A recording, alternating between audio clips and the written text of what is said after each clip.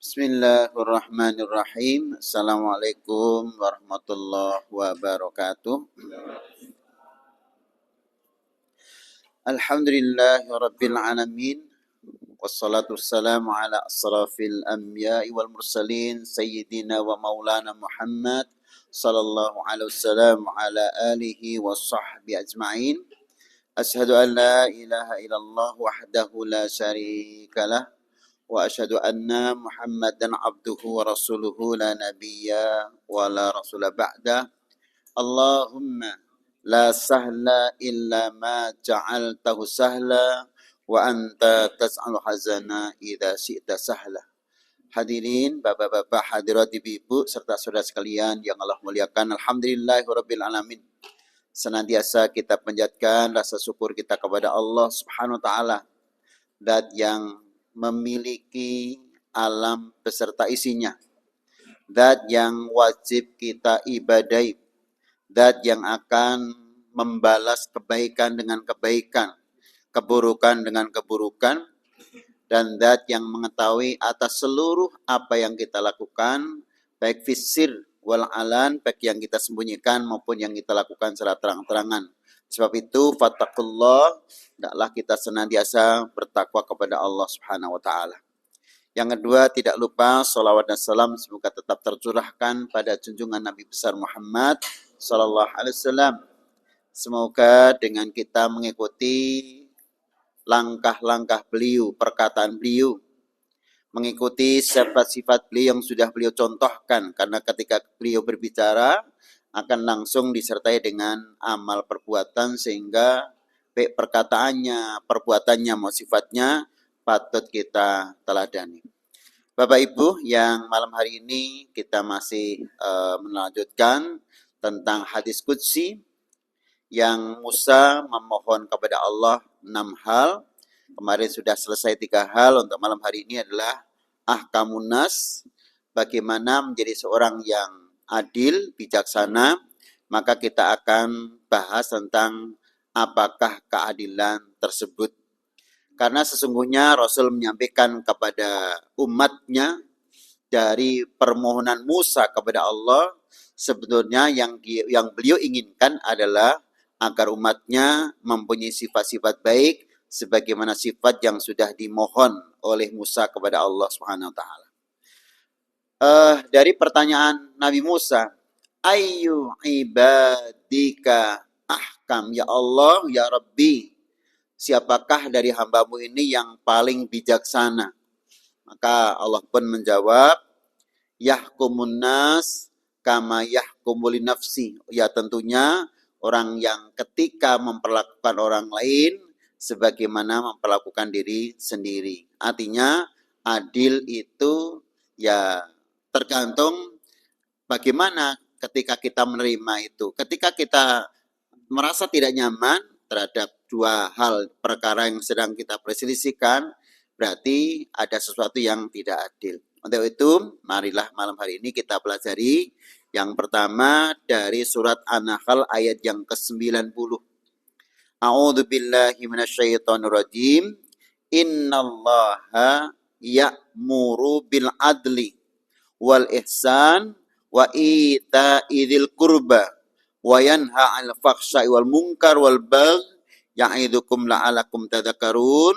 Sungguh Allah, sambil belajar bahasa, ketika kita mempelajari bahasa ada kalimat sungguh dalam bentuk berita, itu sangat mungkin orang yang sedang diajak bicara itu ragu-ragu.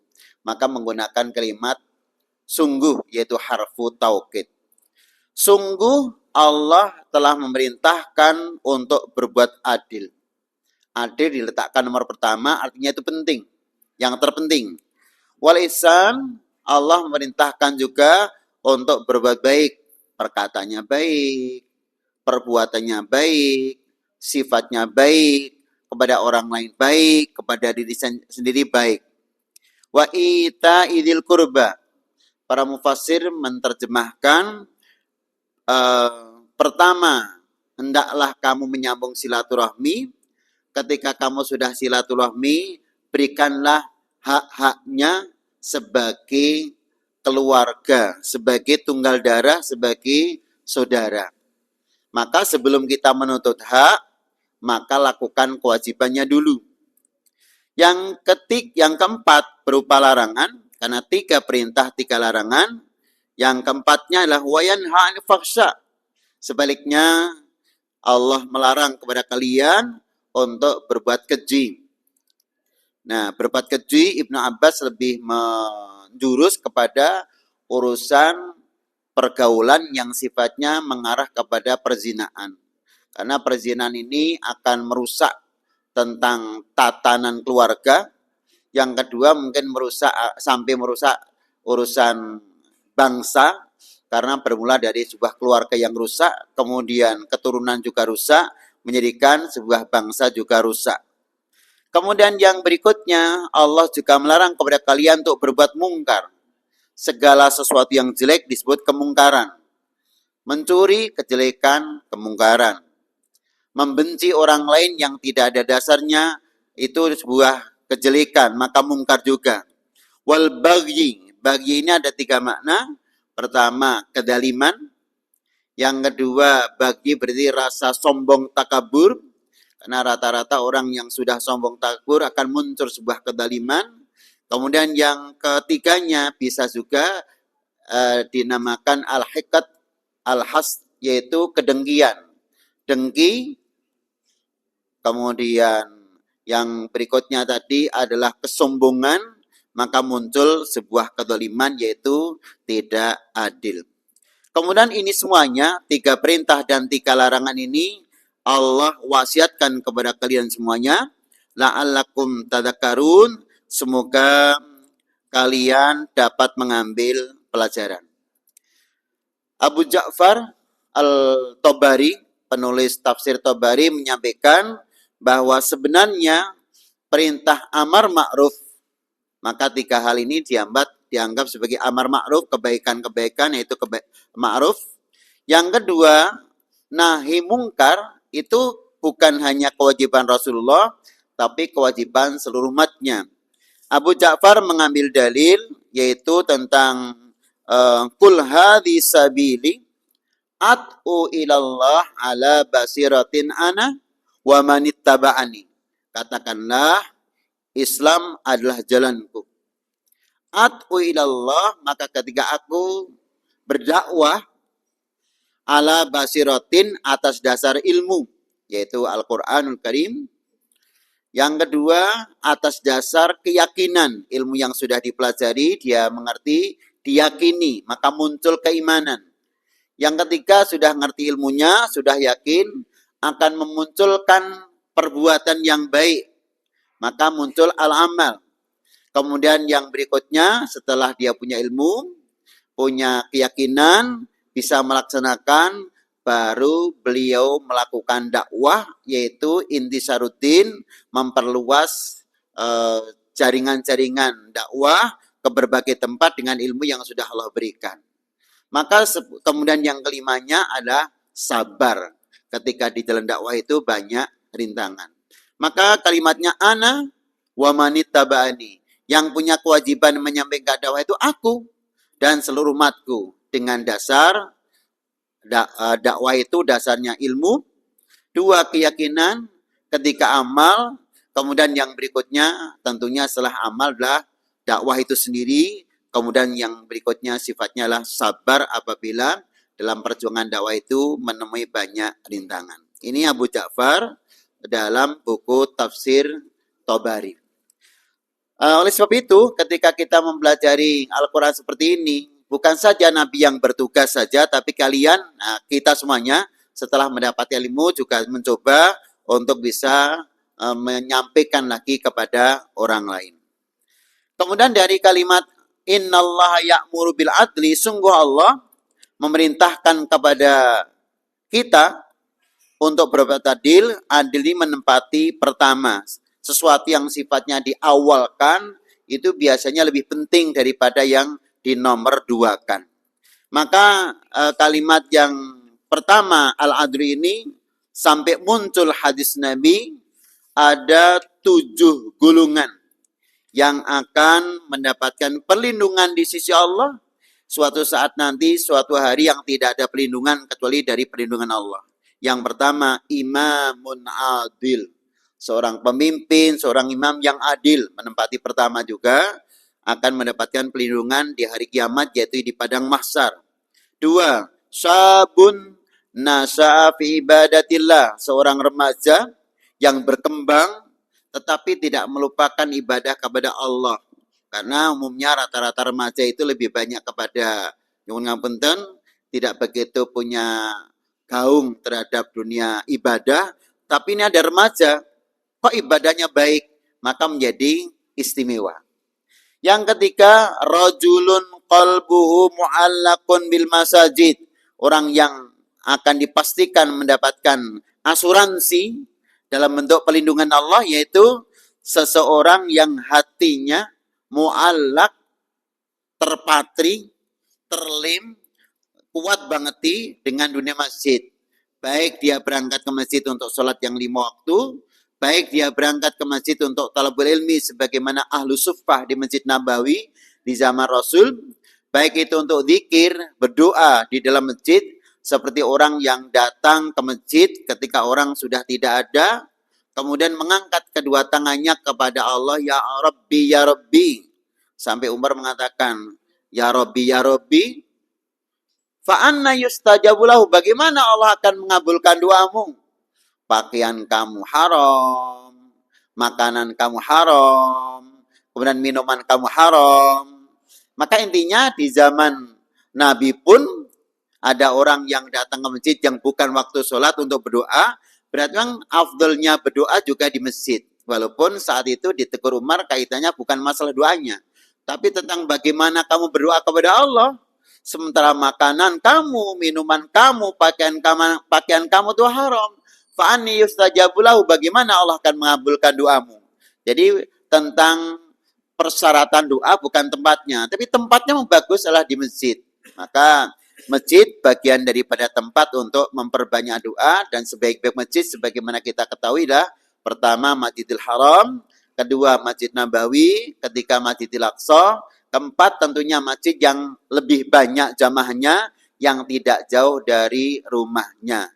Maka untuk sholat Jumat juga terbaik adalah sholat Jumat yang di dalamnya lebih banyak jamaahnya dibanding yang sedikit jamaahnya.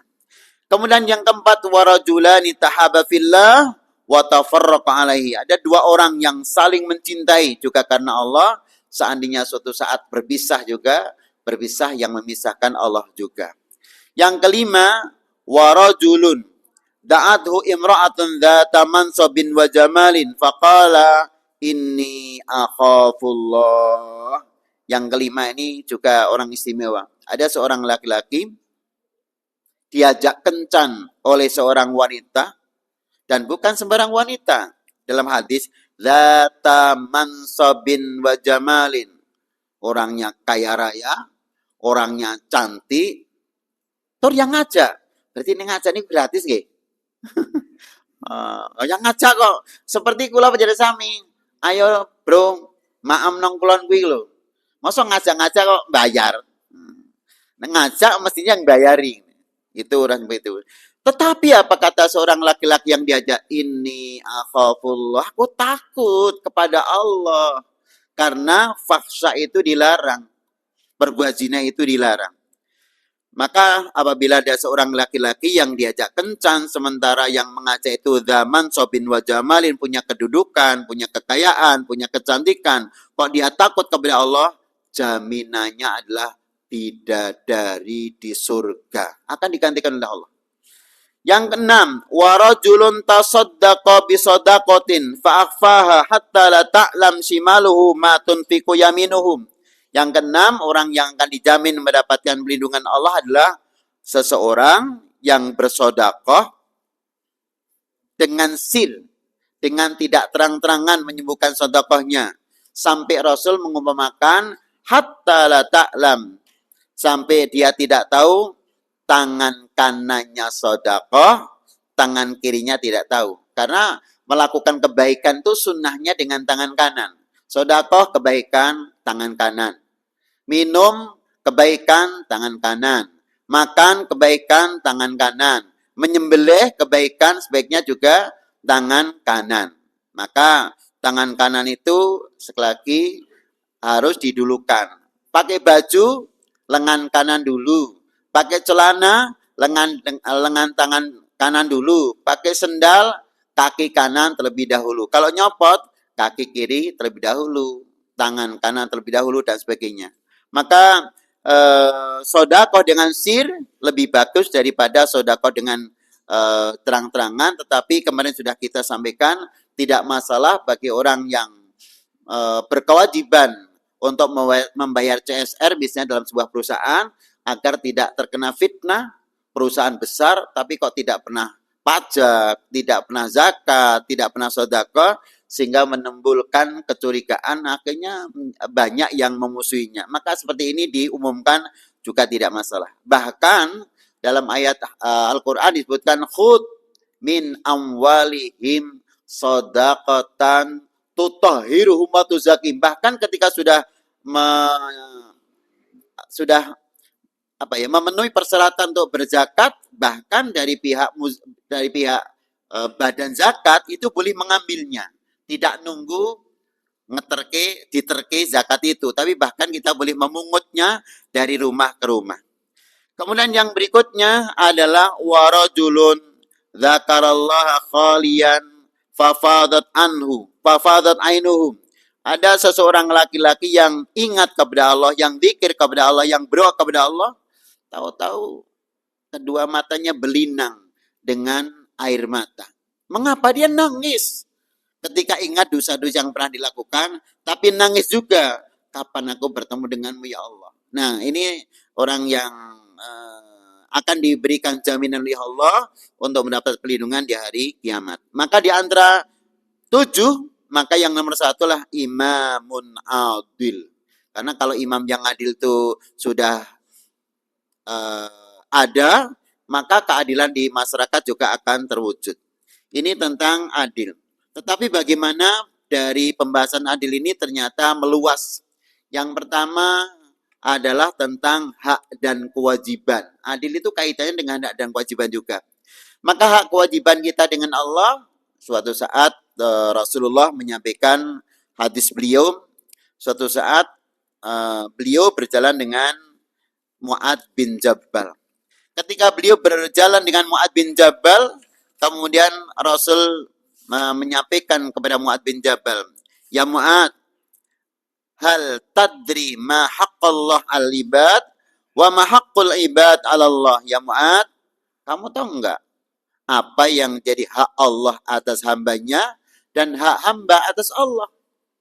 Kaitannya dengan keadilan. Jangan menuntut kenikmatan, makan, minum, pakaian, kaya. Jangan menuntut akhirat nanti surga, sementara kewajibanmu tidak pernah kamu lakukan. Kamu tahu apa yang menjadi hak Allah? Maka Mu'adun mengatakan Allahu wa rasuluhu a'lam. Tentunya Allah dan Rasul lebih tahu. Nah, kemudian Rasul mengatakan yang menjadi hak Allah atas hamba adalah ayya'buduhu wa la yusriku bi syai'an. Para hamba itu beribadah kepada Allah, jangan campur dengan kesyirikan. Ketika mereka sudah mau beribadah kepada Allah, tidak bercampur dengan kesyirikan, Allah yu'adziballahu syai'an. Allah pasti tidak akan mengadab kepada mereka. Itu menjadi hak kamu. Maka hak kamu akan kamu dapatkan, apapun hak duniawi dan ukhrawi, setelah kamu beribadah kepada Allah. Yang kedua, tidak berbuat syirik. Berarti lakukan kewajiban dulu sebelum menuntut hak. Nah, ini ternyata melebar pembahasannya, tidak hanya kepada Allah. Lakukan kewajiban kamu ya nak kepada kedua orang tuamu. Jangan hanya menuntut untuk diberikan nafkah lahir batin, untuk diberikan nafkah pakaian, makanan, minuman, dikitan, dinikahkan. Sementara kamu tidak melakukan kebaikan kepada kedua orang tuamu. Sementara Allah mengatakan wa qadha rabbuka alla ta'budu illa iyyahu wa bil walidaini ihsana. Anak tidak boleh sekedar menuntut hak-haknya saja sebagai anak terhadap kedua orang tuanya sebelum kewajiban kepada orang tuanya dipenuhi terlebih dahulu. Dulu kamu sudah dilahirkan oleh ibumu, kamu dulu dimimi oleh ibumu, bapakmu telah menyekolahkan kamu, bapakmu telah menghitankan kamu, dan bapakmu telah menikahkan kamu, bahkan tidak sedikit biaya yang sudah keluarkan. Nah sekarang apa kewajiban kamu kepada bapakmu? Nah ini penting antara anak dan kedua orang tua, hak dan kewajiban. Kemudian Bapak Ibu, kita pun juga punya hak dan kewajiban kepada tetangga. Hakul muslim ala muslim sid. Jangan hanya menuntut hak. Nah, ketemu karo aku tuh salam. Lan jenengan ketemu aku atau salam kok. Nah, maka idza laqitahu fassalim alaihi. Hak dan kewajiban kita apabila bertemu dengan saudara kita, ucapkan salam. Berarti ketika kita bertemu dengan orang lain pun kewajiban kita salam dulu. Jadi banyak adab-adab tentang salam. Satu, yang sedikit kepada yang banyak. Yang berdiri kepada yang duduk. Yang naik kendaraan kepada yang tidak naik kendaraan. Yang muda kepada yang tua. Ini hak-hak untuk mengucapkan salam. Wa idza da'aka fajibhu. Apabila kamu mendapatkan undangan, mendapatkan ulem, datangilah undangan tersebut. Malik ini pun babakan urusan wali matul urus. Undangan wali matul itu hukumnya wajib. Walimah itu intinya ada 3. Ini kalau mengulang kembali, satu walimah itu intinya pemberian doa kepada pengantin berdua. Barakallahu laka wa baraka alaika wa jama'a bainakuma fi khair. Satu, doa kepada pengantin. Kedua, rawuhipun panjenengan ternyata untuk menjadi saksi bahwa dua orang ini sudah sah, sudah diakad nikahkan oleh walinya, yaitu bapak dari seorang putri. Kemudian dengan ya Aisyah angkahtuka wa zawastuka, sudah dinikah oleh kedua orang, oleh walinya, wali istri. Kemudian yang laki-laki pun sudah menjawab, qabiltu nikahaha wa tazwijaha bimahrin madhkur. Halan boleh, nakdan boleh. Jadi halan itu berarti dibayar tunai, kalau nakdan itu dihutang. Cuman sekali lagi secara hukum fikih, kalau dihutang harus disebutkan apa utangnya itu, maharnya itu. Kalau nanti tidak disebutkan, suatu saat istri menuntut tentang mahar, maka hukum fikih mengatakan maharnya suami yang belum dibayar ketika akad nikah disamakan dengan maharnya bapaknya istri kepada ibunya. Jadi lambien bapak kula mahari nova. Berarti kalau riyen jenengan dereng bayar kali kula, awit masih nakdan diutang, berarti disamakan dengan bapakku. Ketika menikah dengan ibuku, mahari Innova ya berarti Innova. Maka mahar harus diucapkan. Bentuknya apa? Masalah diutang atau dikencengi, kenceng itu dilunasi, itu nomor 2. Mahar harus disebutkan. Kalau tidak disebutkan, nanti disamakan dengan mahar bapaknya.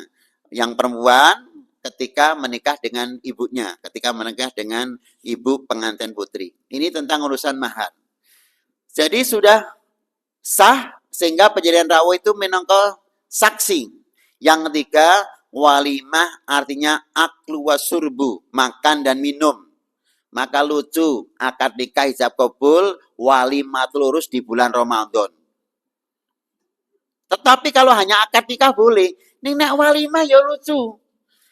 Walimah itu ada makan minum, maka bisa saja nanti bulan Ramadan tetap nanti akad nikah ngundang KUA atau kita datang ke KUA, tapi nanti walimahnya di malam hari. Monggo. Tapi kalau walimahnya di siang hari, berarti khusus ibu-ibu yang haid saja yang datang. Pengumuman ibu-ibu sing tanggal sekian haid sinten nggih. Mangke kula badhe ngawontenaken wali matul urus. Karena ibu-ibu kan ketika di bulan Ramadan sedang haid kan boleh-boleh saja makan. Tapi masa golek ibu yang haid gimana caranya? Maka sunnahnya ya makan minum itu ya ketika bulan Ramadan khususnya walimah di malam hari monggo. Ini karena pernah kejadian walimah terus di siang hari sehingga yo sing poso yo neruske pasane, sing tidak puasa makan di tempat. Atau yang kedua, walimah nggak pakai makan minum. Itu berarti nggak walimah. Ngomong golek seksi tok. Malah ketika wis walimahnya di masjid, pula gratis gedungi. Kedua, bulan Ramadan orang nganggo makan minum. Wah, ini serba gratis, geng. Bukan masalah serba gratis, mang walimah itu intinya makan dan minum. Maka urusan pernikahan ini menjadi penting kita bahas sedikit tentang fikih karena sebenarnya lagi di bulan Ramadan kita kadang-kadang ada yang tidak tahu dari sisi fikihnya kaitannya dengan walimatul urus. Jadi ketika kita diundang untuk walimah, hukumnya wajib. Bahkan ketika kita puasa sunnah, bukan puasa wajib seperti Ramadan, kita pun sebaiknya tetap datang, walaupun tidak ikut makan, tapi sebaiknya nanti sampaikan kepada sahibul hajah bahwa kami tidak makan karena kami sedang puasa. Atau bahkan kedua, walaupun kita puasa sunnah, sehingga membatalkan puasa sunnah kita, karena ada undangan walimah turus, diperbolehkan. Itu saking wajibnya datang di walimatul urus. Sampai puasa sunnah ya batal no. Insya Allah wis dapat ganjaran puasa sunnah. Karena setiap hari Senin kamu puasa sunnah. Sehingga ketika kamu ada undangan walimatul urus kamu tidak puasa sunnah sudah dianggap puasa. Karena sudah rutinitas. Ini kau yang nanti kulaturakan pegawai tetap itu senajan libur tetap digaji. Ini pegawai tidak tetap, ya digaji hanya ketika pas kerja hari kerja. Ketika nggak hari kerja tidak digaji. Milo datang para bapak ibu, ingkang sampun kagungan pakulinan, wayah dalu niku mesti bangun. Suatu saat kok kita nggak bangun sholat tahajud, tapi sudah kulino. Awit panjenengan kula mungkin kesel, capek, atau yang kedua karena sakit, sudah dapat ganjaran sholat malam setiap malam. Karena mengapa malam itu tidak sholat? Laloro. Mengapa malam itu tidak sholat? Karena capek. Itulah dianggap sebagai pegawai tetap. Mungkin-mungkin datang para bapak ibu, ingkang jadi derek pengajian tetap, senajan panjenengan suatu saat tidak memiliki untuk ganjaran ngaji di Al-Azhar. Wow. Lah aku termasuk pengajian yang tetap kok. Mengatakan, niku tetap sudah dianggap dapat ganjaran tetap. Yang ketiga, wa idza isan soka faansih lahu. Apabila kamu dimintai nasihat, berilah nasihat itu hak bertetangga, hak sesama muslim. Wa idza atasa fahamidallah fasamithu. Kalau ada temanmu muslim yang bersin, kemudian dia mengucapkan alhamdulillah, panjenengan kula punya kewajiban apa? Yarhamukallah. Tapi ketika yang bersin tidak mengucapkan alhamdulillah, jenengan kula tidak punya kewajiban untuk yarhamukallah. Tetapi ketika dia sudah alhamdulillah, panjenengan kula jawab yarhamukallah, dia punya kewajiban lagi. Napa? Yahdikumullah. Semoga panjenengan mendapatkan petunjuk. Kemarin sudah kami sampaikan tentang bersin ini. Insya Allah ketika kita masih bisa bersin, artinya kita itu bagian daripada ciri-ciri masih sehat. Karena ternyata bersin itu bisa menghilangkan, mengeluarkan racun-racun, virus-virus yang terdapat di dalam rongga hidung. Maka kekuatan bersin itu berapa kilometer per jam kok. Oh ini gede, abot ini kok sampai tuh kok. Oke, nyuwun ngapunten. Panjenengan kula duwe sesuatu yang gede banget dijiko ora iso dibersihinke atau bersin nanti mangke bisa keluar. Daya dorongnya kuat sekali dan itu tanda-tanda sehat, maka ketika bersin alhamdulillah. Kemudian yang terakhir wa idza maridha fa'udhu. Apabila temanmu ada yang sakit, teman muslim ada yang sakit, hendaklah kamu menjenguknya. Jadi nyuwun ngapunten, jangan minta disalami ketika kita jarang salam, jangan minta dijenguk ketika jangan minta didatangi ketika mengadakan walimatul urus ketika kita tidak pernah mendatanginya. Kemudian jangan pernah meminta nasihat ketika kita diminta nasihati tidak pernah memberikan nasihat.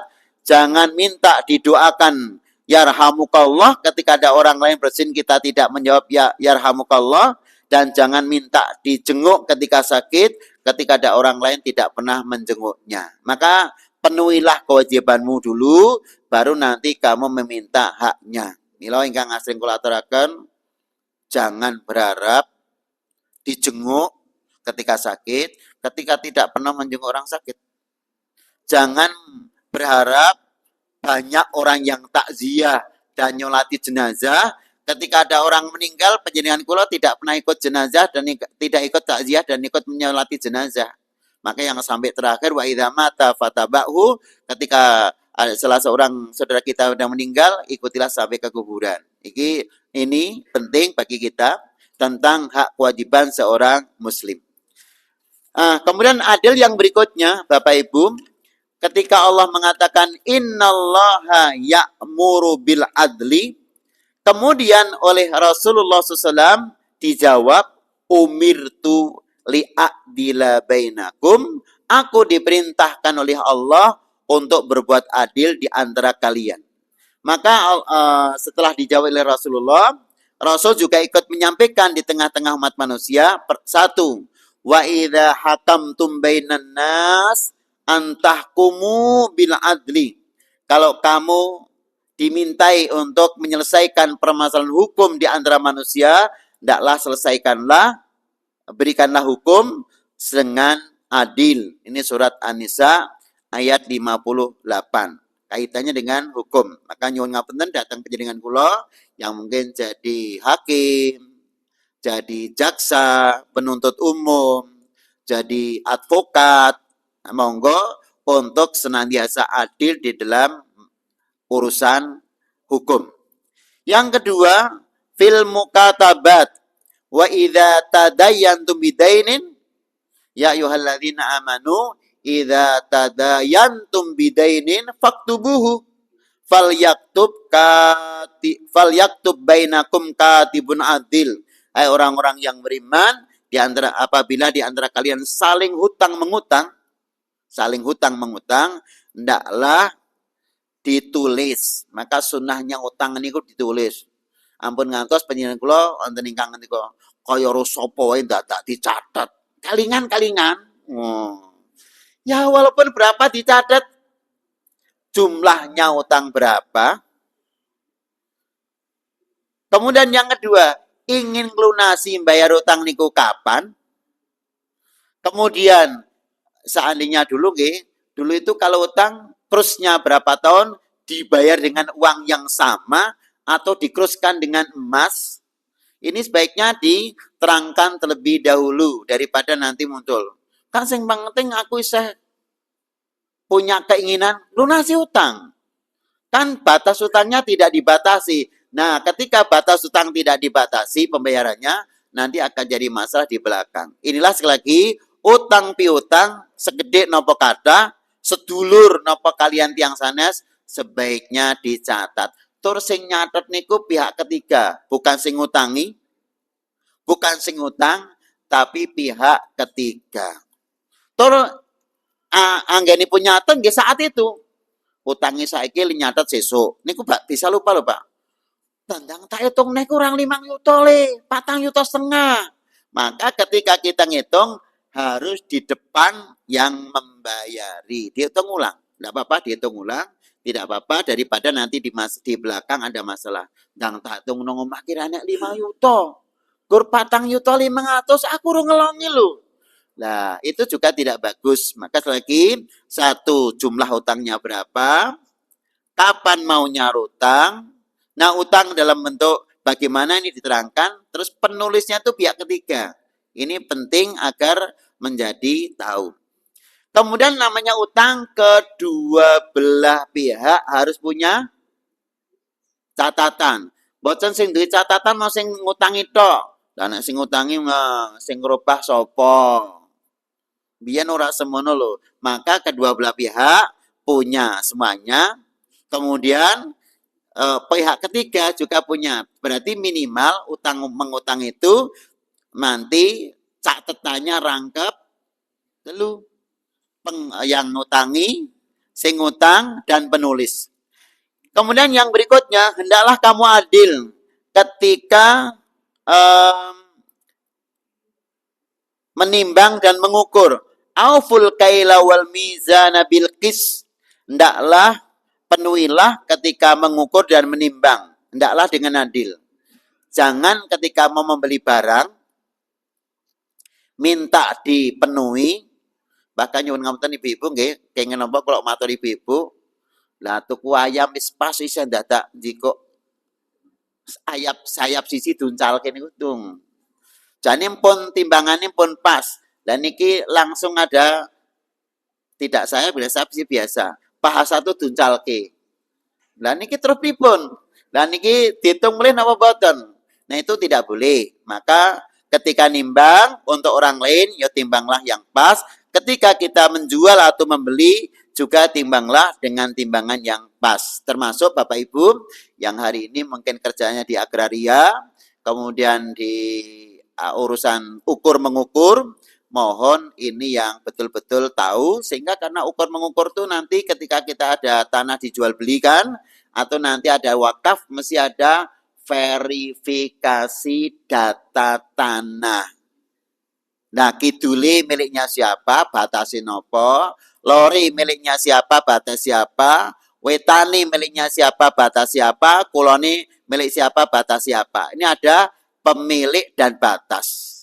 Yang kedua, ditambah lagi verifikasi ingkang sampun-sampun nggih, minimal dah penguasa setempat, berarti RT. RT harus mengetahui, tidak hanya PPAT saja. Ini penting. Karena RT kadang ditinggal, apalagi RW tidak punya personal bawahan, gitu. Kalau lurah masih punya bawahan. Tapi RW itu kan bawahannya cuma RT. Tapi kalau RT kan langsung bawahannya itu rakyat banyak. Nah, kadang-kadang RT tidak tahu menahu, tahu-tahu terjadi jual beli. Maka ukur mengukur harus baiknya tahu kanan kiri muka belakangnya, ini penting. Kaitannya dengan ukur mengukur. Kemudian yang berikutnya wa antaku mulil yatama bil qisim. Ini kaitannya dengan ayu tiakula di hakin haqqahu dzakaron kana au untha. Ini kasus yang anak ditinggal meninggal oleh orang tuanya, mungkin bapak, mungkin ibu. Nah, anak itu ketika saat itu kan masih kecil. Nah, kadang wonten ini kasus mawon biyen tanah sing lor dalan kaya asline sing tuku ki aku. Bapak ki ora tuku. Jadi engko sing lor dalan kae kowe ora tak kei. Soale ki biyen tanahku ora tanah bapak. Niku umpami sing rada nakal sing gedhe. Ning nggih saged cah cilik nakal. Nggih, cah cilik nakal nggih kathah nggih. Nah, begini, dulu almarhum Suwargi itu pernah pergi-pergi sama kami. Kemudian tanah niku jane pun kayak bapak kalih kula. Tapi tidak sepengetahuan yang lainnya. Tapi pun hak kula niku. Ini kan kula melakukan wasiat bapak. Sekali lagi kalau nanti ada orang mengatakan saya melaksanakan wasiat bapak bilih ler mergi nika ndek kula. Maka ahli waris tidak lagi boleh melakukan wasiat kaitannya dengan hak tanah. Jadi la yaritu la wasiata lil waris. Ahli waris itu tidak boleh. Jadi nyuwun ngapunten, bapak ibu tidak boleh mewariskan kepada tidak boleh berwasiat kepada ahli waris. Karena tanpa wasiat pun namanya ahli waris tetap mendapatkan haknya. Jadi nyuwun ngapunten, ini nanti ada kasus bukan ahli waris, bukan warisan, tapi hibah. Contoh, ada sahabat Nabi namanya Bashir. Bashir punya anak namanya Nu'man. Anin Nu'man bin Bashir. Hadis ini dari Nu'man, anaknya Bashir. Sa'alat ummi ba'dal mauhibah fawahabahali. Ibuku dulu memintakan kepada bapakku hibah sebuah bidang tanah. Kemudian bapakku memberikan kepadaku. Tetapi umiku mengatakan la ardo hatta usida Rasulullah. Aku tidak terima kalau anakmu sudah diberi seperti itu. Nah, awalnya meminta tapi kemudian tidak terima. Akhirnya Nu'man menyampaikan, kalau begitu bapak, ibu, dan aku monggo sowan bareng-bareng kepada Rasulullah. Ketika sampai di depan Rasulullah, Rasul mengatakan, ya Bashir, alaka ibnun ghairu hadha, ya Bashir. Jenengan ki punya anak selain Nu'man, punya anak enggak? Ya punya ya Rasulullah. Maka dalam beberapa riwayat mengatakan anaknya itu 10. Nah yang lain yang 9 kamu kasih enggak? Enggak. Kalau begitu kembalikan ya Nu'man pemberian bapakmu. Karena kalau sudah namanya hibah tanah, hibah rumah, hibah apapun yang ada itu harus adil di antara anak-anak atau kakak adiknya. Maka seorang bapak tidak boleh memberikan hibah kepada anak sementara yang lain tidak pernah diberi. Tetapi untuk kaitannya nafkah boleh. Ingkang nate kula aturaken. Tidak mungkin bapak atau ibu boleh memberikan nafkah kepada anak yang kuliah. Satu semester pinten Pak? 6 juta. Berarti rata-rata per bulan 1 juta. Anak TK, satu semester bulanannya berapa, Nduk? Gen kulos 50.000. Berarti kalau 6 bulan berapa? 300.000. Ya tentunya anak TK diberi 300.000, yang kuliah 6 juta. Itu boleh. Maka nafkah kaitannya dengan harian, anak kecil bubur, sing gede-gede sate boleh. Ya karena anak kecil belum orang kerja sate. Maka berikanlah hak sesuai dengan ya kedudukannya. Inilah kalau istilah di kantor ingkang sering kula aturaken, ya nggak sama lah sebagai seorang pimpinan dengan seorang karyawan biasa. Nggak sama. Kemudian kasub, ketua bidang, itu yang nggak sama dengan yang dia hanya diurusi saja. Inilah S3 tidak sama gajinya dengan S2. S2 itu berarti 3B, nggak sama dengan S1. S1 tidak sama dengan SMA. Ini memberikan haknya sesuai dengan kedudukannya, itu disebut tetap adil. Maka adil dalam konsep Islam bukan sama rata, sama rasa. Nah ini penting. Jadi berilah untuk urusan hibah harus sama. Tapi urusan nafkah boleh tidak sama. Bapak Ibu, yang terakhir kami sampaikan, ya ayyuhalladzina amanu kunu qawwamina bil qis wa la yajrimannakum sana'anu qaumin ala ta'dilu. I'dilu wa aqrabu litaqwa wa taqullah innallaha khabirum bima ta'malun. Hai orang-orang yang beriman, jadilah penegak keadilan. Berarti penegak keadilan itu ganjarannya banyak. Apa kata Ibnu Taimiyah? Penegak keadilan itu akibudulmi wa qimah. Akibat ending daripada kezaliman itu yang muncul adalah kejelekan. Wa akibatul adli karimah. Endingnya, hasilnya dari keadilan adalah sebuah kemuliaan, yaitu kebaikan. Maka penegak keadilan pasti jadi orang baik. Pertama. Yang kedua, wala yajrimannakum sana'anu qaumin ala ta'dilu. Janganlah kebencian kamu kepada seseorang atau suatu kaum menjadikan kamu untuk tidak adil. Nggih. Kadang-kadang nyuwun ngapunten, kalau kita sudah tidak suka kepada seseorang, tidak suka kepada satu golongan, tidak suka kepada madhab, kadang-kadang menempatkan menjadi tidak adil. Wes ora seneng. Maka kepada orang kafir pun sebaiknya tetap adil ketika mengadili. Yang ketiga, i'dilu, berbuatlah atau berlakulah adil, karena itu lebih baik, lebih dekat dengan ketakwaan. Dan yang terakhir, wattaqullah innallaha khabirum bima ta'malun. Hendaklah kalian takwa kepada Allah, sungguh Allah Maha tahu atas apa yang kamu lakukan. Nuwun ngapunten.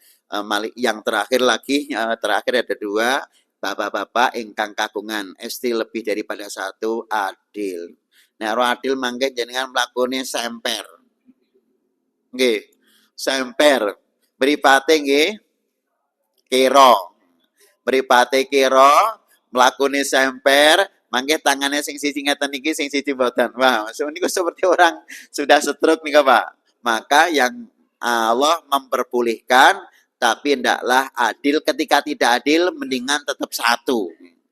Tetap satu. Wangkihu ma tabalakum minan nisa masna wa thulatha wa ruba. Wa in khiftum ala ta'dilu fawahidatan. Nek wedi ora iso adil pun ngirit siji mawon. Nah niki mekaten. Ya namun mekaten pengajian dalam menika bismillah kita akan menjadi penegak keadilan minimal untuk anak-anak kita di rumah masing-masing. Katen subhanaka Allahumma bihamdika asyhadu an la ilaha illa anta astaghfiruka wa atubu ilaik. Assalamualaikum warahmatullahi wabarakatuh.